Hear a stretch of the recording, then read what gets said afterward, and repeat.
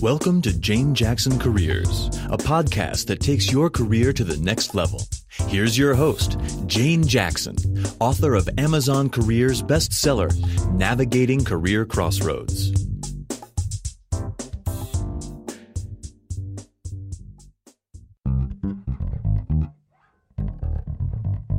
Today's podcast is brought to you by audible.com. You can get a free audiobook download and free 30-day trial at audibletrial.com/Jane Jackson Careers. There are over 180,000 book titles to choose, so give it a go and get your free audiobook today from audibletrial.com/Jane Jackson Careers.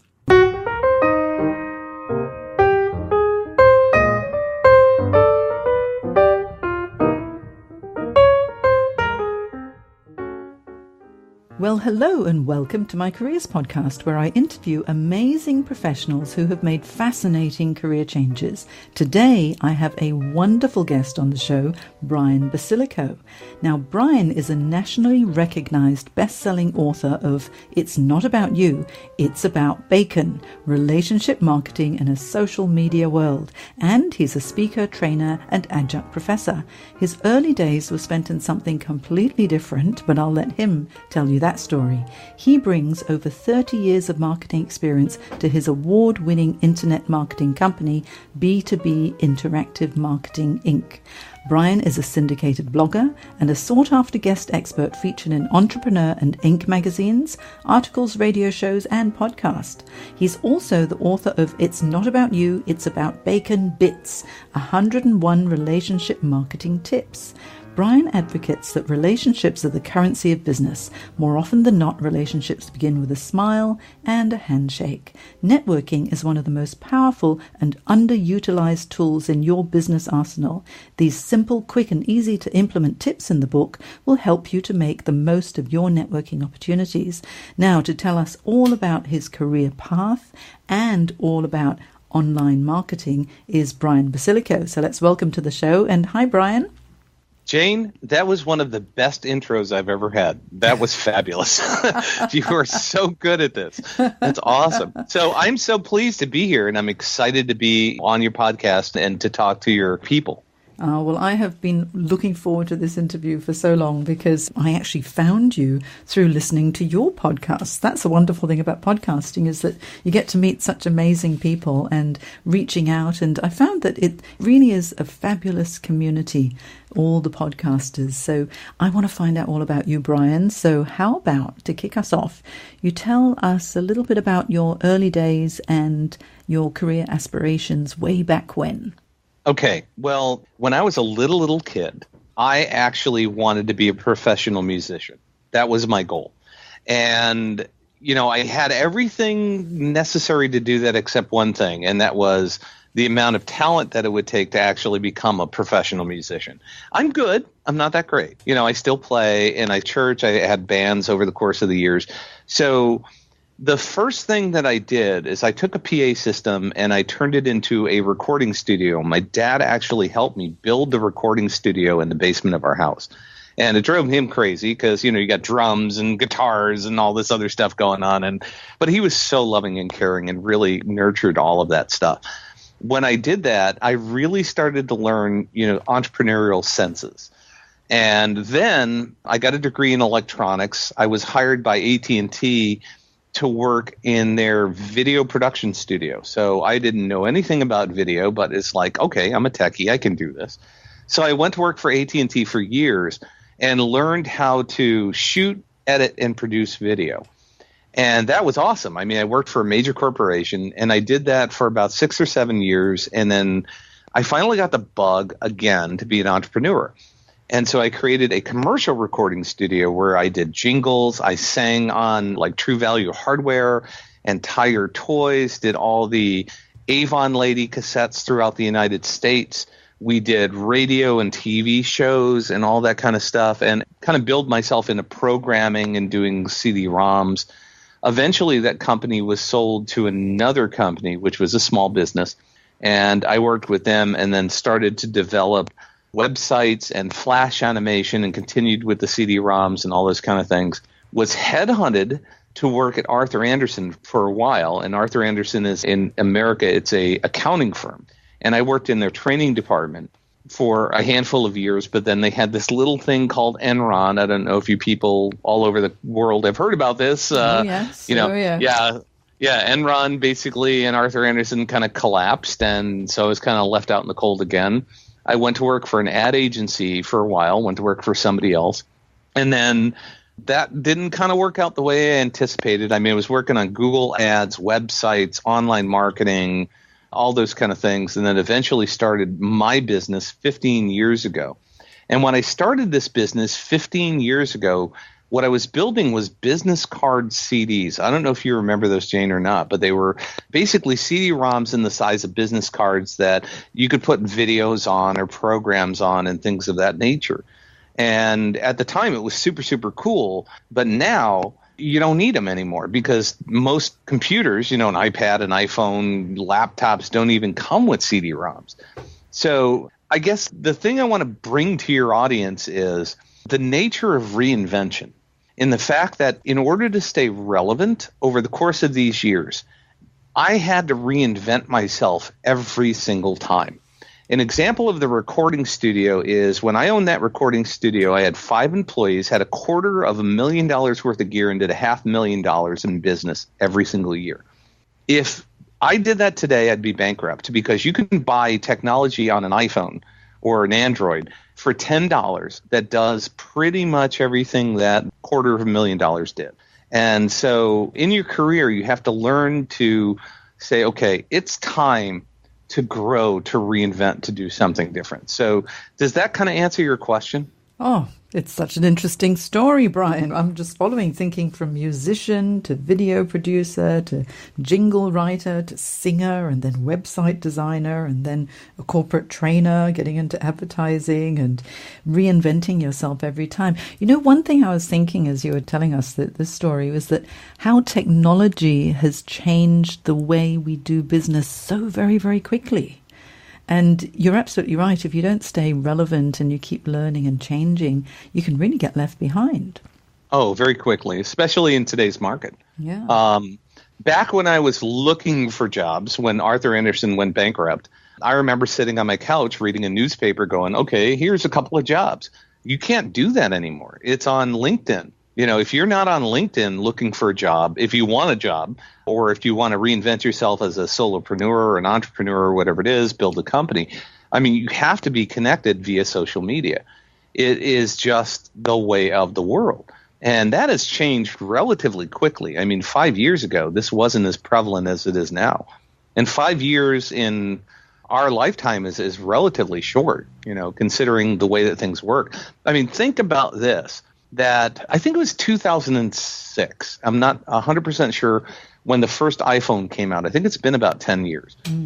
And I remember standing in line for the first iPhone. And I literally, the funny thing about it is the pastor at my church was scoping out places where I can get in line and actually get one the first day because he wanted to play with it. But I remember back then it was like, I need to get this in my hands. I need to figure out what it does. And then I wrote a blog post. It was probably a couple of years ago. And I called it the 75 things we used to carry around that now fit in our pocket. And let's go through just a handful of those. Your photo album, a camera, voice recorder, a call recorder, when somebody calls you, and I was trying to remember a voicemail machine. You remember when you had the tapes and stuff like that? It's like a tape measure. All the things that your phones do now that used to have separate devices, a calculator, photo albums, on and on and on. Technology has really condensed down into these little incredible computers sitting in our pockets. And a lot of people get overwhelmed at the speed and the pace of technology because it's a lot to take in. It's like, there's new things happening all the time. I don't know if have you had a chance to play with Blab yet? I've looked at Blab, I've watched a couple of them, but I haven't had my own Blab as yet. But I would love to give it a go because, I love bright, shiny objects. And yes, BSOS is what we call it. BSOS, Bright Shiny Object Syndrome. Oh, God, apps of BSOS. I'm going to remember that one and use it. Yes, thanks very much. But it's true, but there are so many different platforms that we can use that I'm a little bit in overwhelm. I was listening to someone else's podcast the other day who was talking also about Snapchat. And I was thinking, okay, I've got to get my head around Snapchat. And then I'm thinking, okay, but I've got Instagram, and then there's Blab, and then there's my podcast, and then, there's Facebook, and there's LinkedIn, and there's all of these other things. But I need to focus. So what do you think about Blab? Is that a good platform?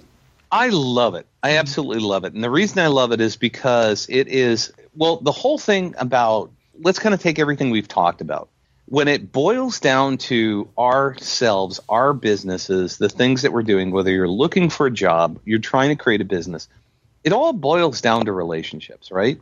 That's it. I mean, it's all about relationships. I've got people in my business that back when I owned my recording studio in the 1990s, 1990 to 1996, they are still friends of mine. We still communicate on Facebook. They've invited me to speak at conferences.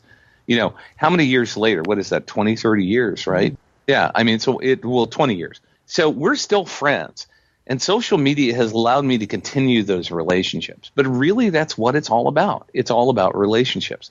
So the key question is, what tool is going to get you to be in front of the right people at the right time? And, Blab, because it's a visual medium, and you have 2 people, 4 people on the screen, you can converse. They get to see you, they get to know you, they get to like you, they get to trust you. I love podcasts. I mean, this is what I do. I mean, I've got a podcast I do, 2 of them a week, and people get to know, like, and trust you through that. But, having video, and video is really exploding in the marketplace right now. Facebook Live, Periscope, Blab, there's tons of things out there. I think it's just another way of communicating. But it really depends on who your audience is and where they're at and what they want to consume. That's really the challenge. That's why some people love blogging, some people love podcasting, some people love video, because their audiences tend to be in those spaces. Yeah. What I wondered about Blab is it sounds like a fantastic platform, but because it's immediate, a little bit like with Facebook Live and with Periscope, you video and you record and you broadcast it and it's there and then, but then it's gone. So does Blab have the facility for you to record it and then repurpose it and use it again so that if someone has missed it, they can go back and listen in and watch? Absolutely. As a matter of fact, go to my website, Blab with Bacon. Everything with me is bacon. So blabwithbacon.com. And what Blab does is when you're done with the Blab and you click and you basically exit out of it, because it gives you the option to record or not record. If you record it, then they actually email you the video file and the audio file. And then what I do is I take the video file and I throw it up on YouTube, and then I basically link that YouTube video back into my website. And you can watch a great discussion from just this prior week about me and one of my buddies, Lou Bortone, who's a video expert, and we were just geeking out on video. It was awesome. But you can learn certain things about these different platforms. Now, Periscope is something that you can do on your phone. That one is like Snapchat. When you do it, it goes away after 24 hours. But there is a platform called Catch, and I think it's Catch, KATCH.me. If you sign up for Catch, Catch will actually take your Periscope and save it for you, and you can do the same thing. You can throw it up on YouTube, put it on your website. It basically saves it for you so it doesn't go away. Snapchat pretty much is you get 24 hours unless you can download it and put it up on YouTube, the same thing. There are so many different platforms. I think to get your head around so much, you need to find out which one is the best platform to market what you've got as well, yeah? Yep. And what you're doing is exactly right. I mean, just go watch. This is how I did. I watch what other people are doing, and then I dabble. And then I strike and say, let me try this and see if it works. And I've been doing these since the beginning of the year. And the number of people that show up are a few, but, it's just so hard to tell what's going to make you catch on. But the bottom line is everything boils around content generation. the more content you can generate, the more relevant you become. And the more relevant you become, then people like you find me, people like me find you. It's all about becoming the expert in your field. And especially with people that are looking for new positions, the more content that they can put out there that makes them sound current, that makes them sound relevant, it just gives them an edge on somebody who's doing nothing. Yeah, this is what I was going to ask you, because I can see the immediate relevance for entrepreneurs, people who want to generate more interest in their businesses because they really want to get the word out there. And then I was thinking, okay, how is this going to be relevant for job seekers? But yeah, you're absolutely right. When people say doing reference checks or they want to find out a little bit more about a certain candidate, they will be looking probably first point of contact would be on LinkedIn, but then they'll look at all the other social media outlets as well, and probably Facebook and Twitter, etc. But then if there's maybe a really intelligent Blab video recording that they happen to come across, and it's someone discussing maybe their area of expertise, that'd be a great marketing tool, wouldn't it? Oh, absolutely. And I mean, you can use what we're doing tonight as interviews. I mean, I had a blog talk radio show called BLT, which is Business Life Transitions, with a friend of mine. And we basically talked about how to transcend from working in the corporate world to the new reality of the average life expectancy of a job is 3 to 5 years if you're lucky. You know, so how do you go through that transition? Well, there was one great interview, and I wish I could remember the dude's name. It's still on. If you look up BLT on iTunes, it's still there. They're all archived. But one gentleman basically said, it's now a 3-year plan. He said, this is what I talk to my clients about. He says, I tell them, okay, for the first year, you basically get associated with the job. For the second year, you start thinking about what job it is that you want to get next. And for the third year, you actively start promoting yourself to that. Because within those 3 years, you're either going to get laid off or fired. And you have to think about, you know, this is the new reality. You know, if you run your own business, it's no cupcake either. I mean, it's hard because, like I said, I mean, I started out doing business card CDs. If I stuck with that, I'd be bankrupt right now. You know, I've had to reinvent myself throughout even the last, from 2001 to 2016.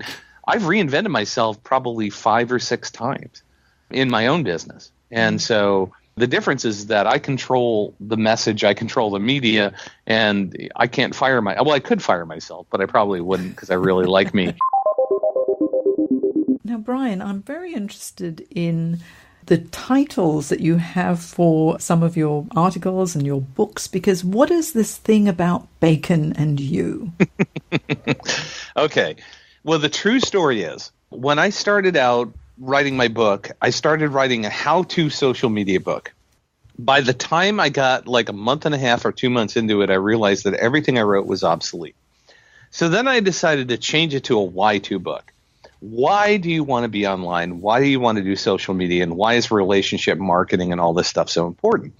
So I was out in California giving a speech with my friend who I talked about before, George Ann Bender, who used to work at Ben Franklin Crafts. I don't know if that's an international brand or not, but it was big in the United States, and it was craft stores. And she went to me and said, I'm going on Twitter and I'm saying, giving a speech in LA, CHALA 2012, #bacon.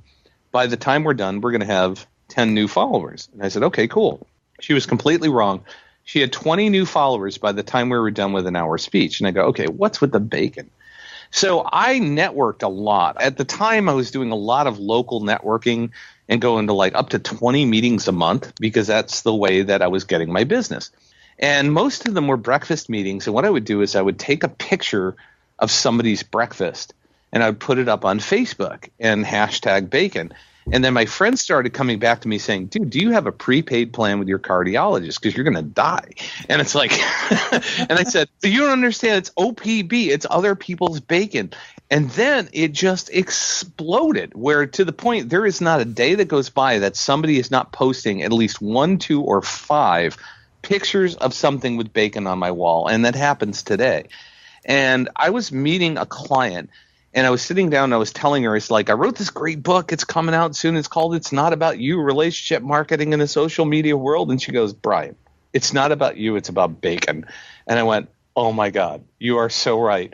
And from that point forward, that's where it started. And the whole bacon thing is about branding. It's about creating something about yourself that is memorable and something that stands out. It can be your dogs, it can be your kids, it can be your hobbies. I know people that are big into golf, people that are big into swimming, into volleyball. It doesn't matter what it is. It's just something that makes you stand out from the crowd. And that's essentially what the whole bacon thing is about, is branding yourself in a way that makes you memorable and somebody that people want to connect with. That's it. And of course, so many people love bacon. I am a bacon lover as well. But I love that saying, you call it OPB, other people's bacon. Exactly. I can just imagine you stalking coffee shops and looking at people's breakfasts and taking their photos. I do it all the time. Every time I see a piece of bacon, if I can take a shot of it, I'll walk up to somebody and say, can I take a shot of that? And I'll take a shot of it and put it up. Yeah. Especially when I go to like conferences and things like that. You know how they got those big trays of bacon? I'll just take a shot of that and put it up there. And yeah, it definitely loved by many people. Let's put it that way. You know what I came across last week, which I thought was quite funny, and someone knows I love bacon, so they sent me this photo. It's bacon and maple syrup cookies. Oh, yeah. Now, I don't know if that's common in America, but I've never seen it in Australia, where I'm interviewing you from. But bacon and maple syrup cookies, it sounds really bizarre, but very, very yummy. Have you ever had chocolate-covered bacon? Brian, that's overkill. Overkill. No, you got it right. Well, the cool thing about this is that people send me stuff. I have a complete shrine. I've got bacon cotton candy. I'm looking at it right now. I've got bacon toothpicks, bacon Band-Aids. But people have sent me literally in the mail chocolate-covered bacon. It is incredible because it's the salty and sweet together. Oh, it's amazing. Okay, Brian, it means you are the bacon guy. Your branding is very strong. I get it. I think it's a wonderful thing. Okay, now back to you and your business, because I know you're a strong advocate for networking online and face-to-face as well. Yes. And that really is what your business is all based on, isn't it? It's exactly what it's based on. Yeah, so tell me about B2b Interactive Marketing. Okay, so B2b Interactive Marketing, what I try to do is I try to teach people how to use networking. And I'm a huge advocate of face-to-face networking. And for your audience, I go to networking meetings and I've tailored it down, and I'll go to 20, I go to maybe 8 a month now. But I still go because I believe you need to get out to meet people in order to do things. I go to conferences, I speak at conferences and things like that. I'm a huge relationship person. And the key thing that you got to do is get out there and propel your brand, whether you're working for a company for yourself or whether you're in transition. If you're in transition, one of the things that happen is, like, when I see people who are in transition, they say, I'm in between jobs, I'm looking for something, I'm trying to figure out what I want to do next. And it's like, okay, so who's going to hire that person?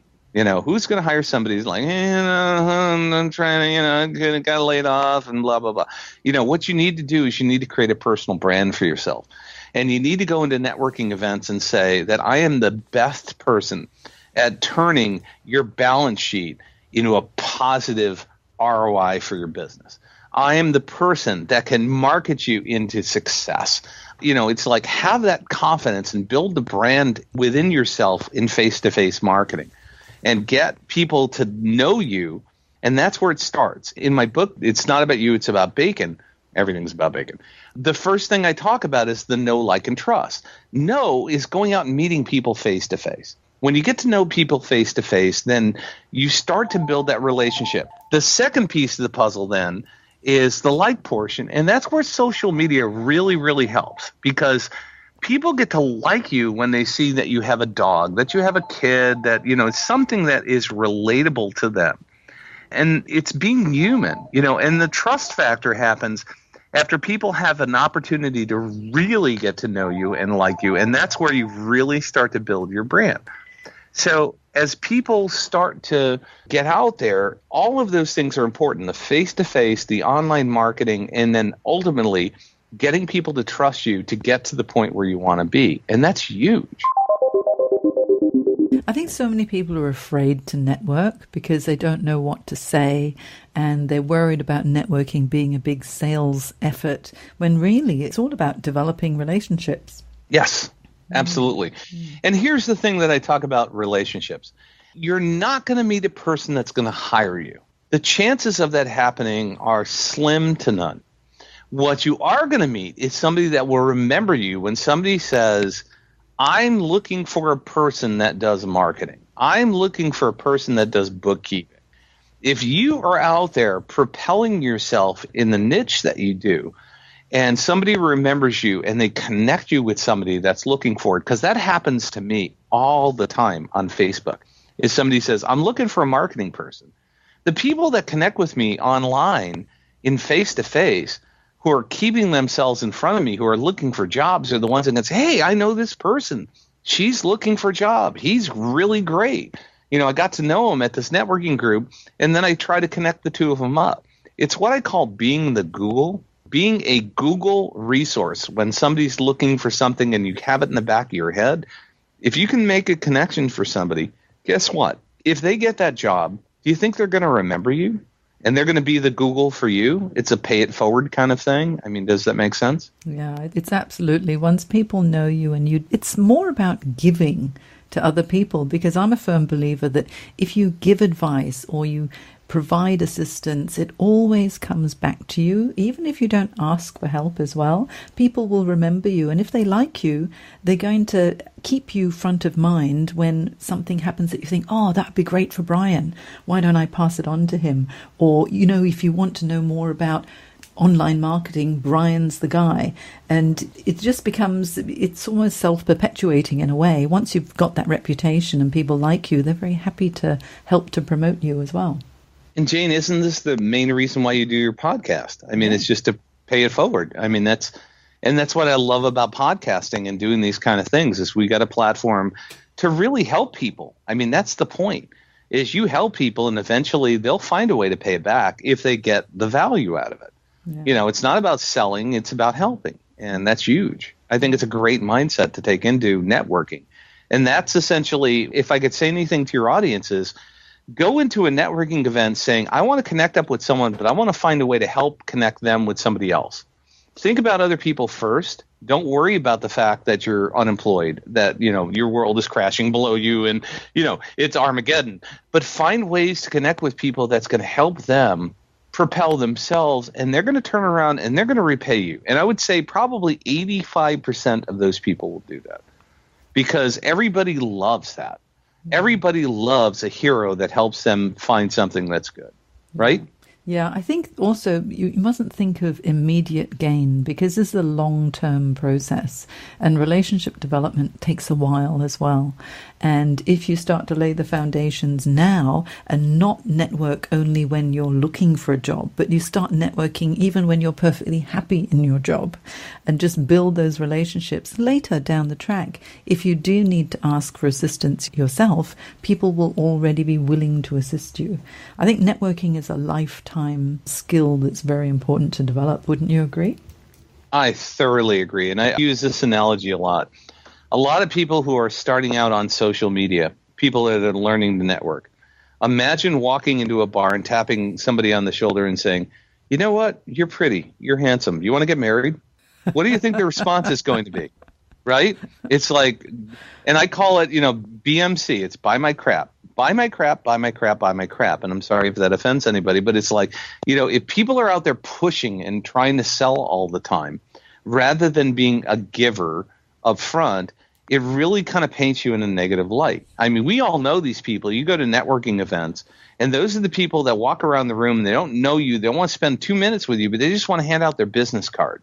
And they're going, take my card, take my card, take my card. Can I have yours? And then all of a sudden you end up on their email list and they're emailing you stuff. It happens in LinkedIn all the time, where somebody connects up with you and immediately they're trying to sell you something. And it's like, you don't even know me, and I'm in the online marketing, SEO, website business.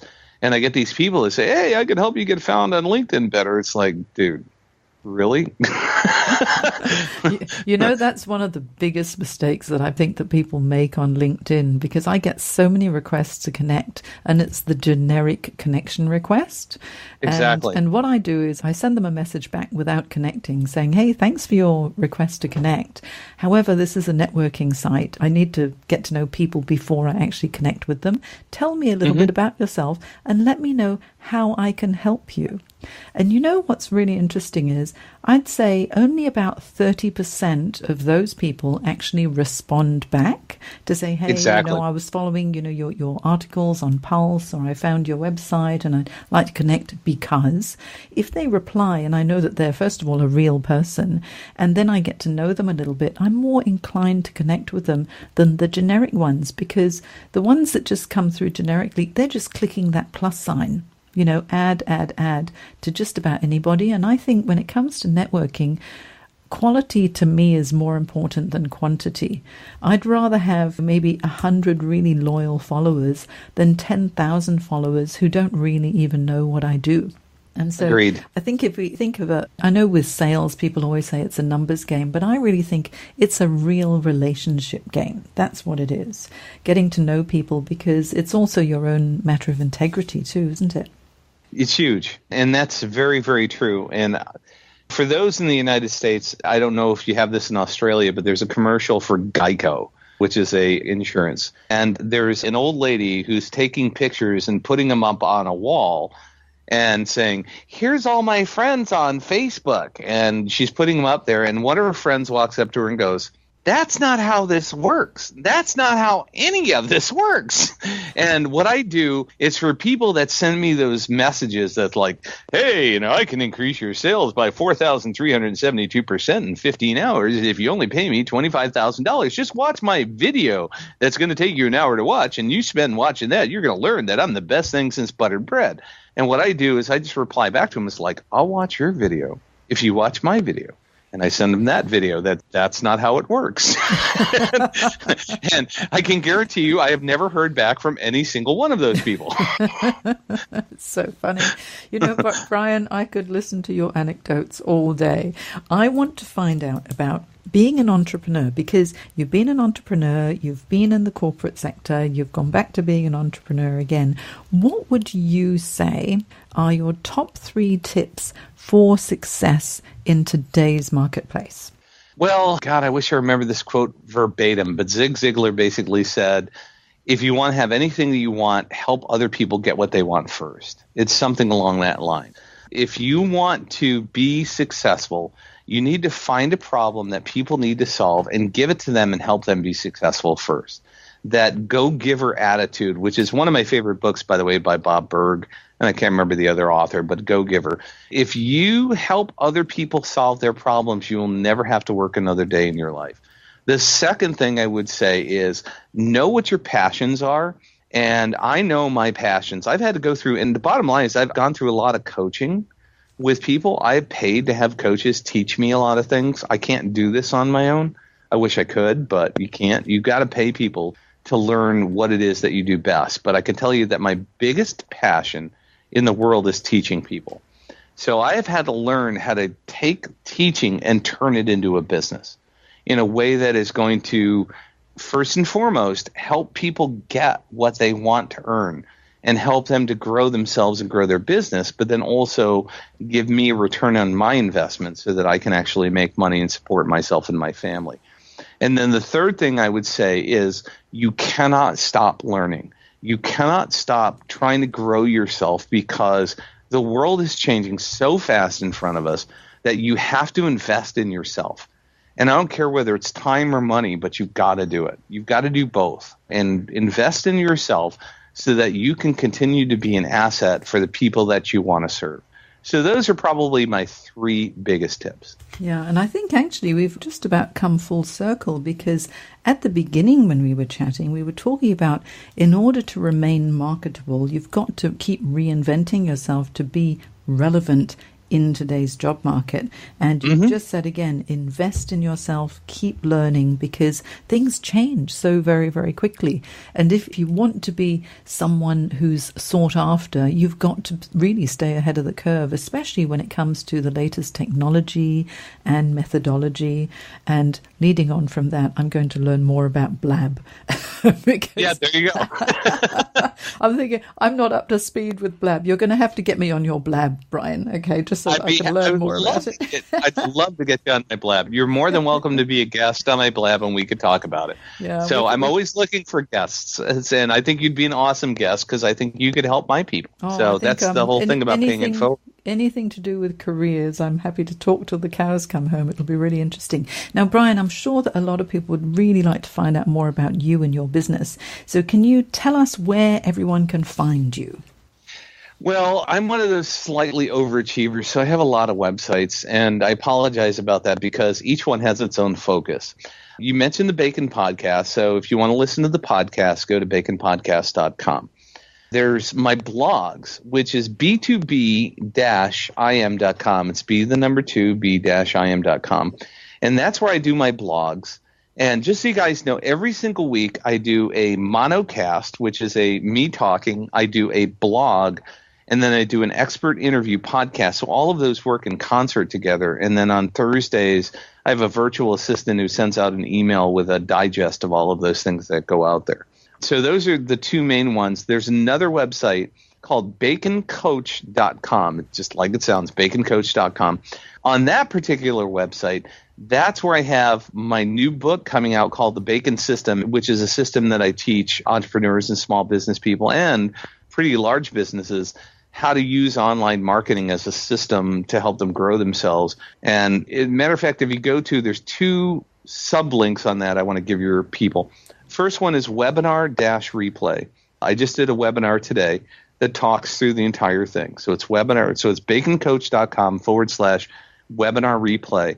And then the other one is if you go to baconcoach.com/apply, any of your people, if they feel like I can help them, if they have a business, because it's really geared towards people that have a business, they can apply for a free half-hour coaching session with me. And all I'm going to talk to you about is helping get your business found online, because that's my specialty.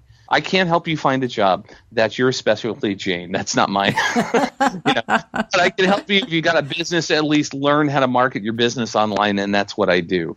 And so if any of that resonates with anybody, feel free to connect up with me. And, of course, Brian Basilico, search it. You can find me on Facebook, LinkedIn, Twitter, Pinterest, anything out there. So all of those things are available. I'd love to connect with you more, Jane, and your audience and see how I can help them propel themselves a little bit further. Yeah, I think that there is so much information in your head and so much talent and just the willingness to share that everyone will benefit so much from you. And also you've got this great name, Brian Basilico. I mean, how good does that sound? And my name is Jane Jackson, of course, and I like alliteration. So you got the BB, I got the JJ. That's fantastic. Also, I love it.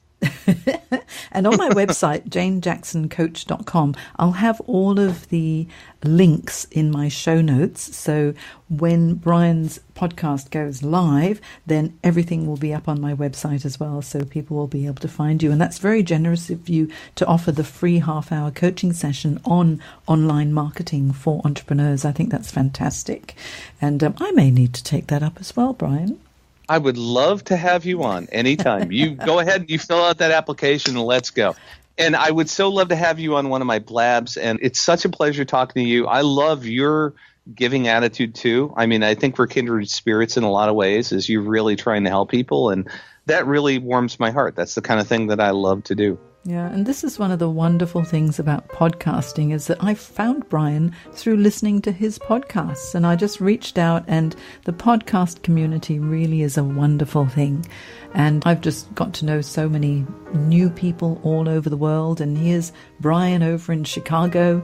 I'm in Sydney, Australia, and we've got this huge time difference. It's 11 in the morning here, and it must be 7 o'clock at night for you the day before, isn't it? Mm-hmm. Yes, it is. Wonderful. Well, I hope it's not too chilly over in Chicago. It's very warm here in Sydney. And I definitely want to have you back on the show in a couple of months' time talking about all 3 of your books in greater detail. Would you like to do that? I would love to do that. Right. Anytime I get a chance to talk to you, Jane, it would be a pleasure. Oh, that's wonderful. Well, thank you so much for your time today, Brian. And I look forward to speaking with you again very, very shortly. Thank you so much for having me. It's been such a pleasure talking with you. And I really hope your audience gets something out of this. Oh, they will for sure. Thank you, Brian. Bye.